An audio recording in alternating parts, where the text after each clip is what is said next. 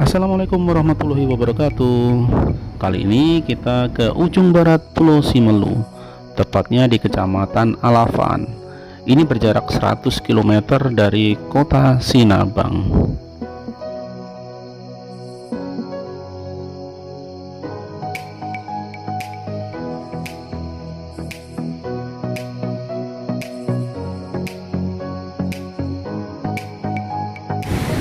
Assalamualaikum warahmatullahi wabarakatuh.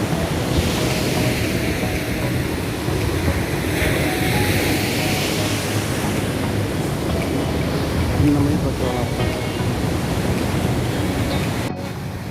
Tempat ini dikenal dengan sebutan Batu Si Ambung-Ambung.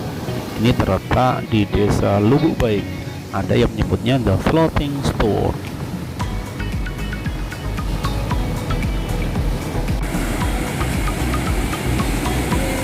Namanya Batu Si Ambung-Ambung Alavan.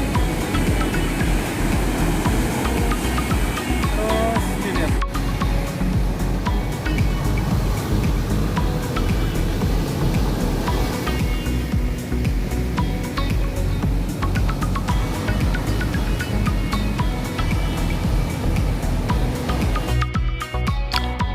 Kita bisa naik ke atas batu tersebut, tapi sayangnya tangganya masih terbuat dari kayu sehingga saya takut untuk naik, padahal bagus banget dari atas.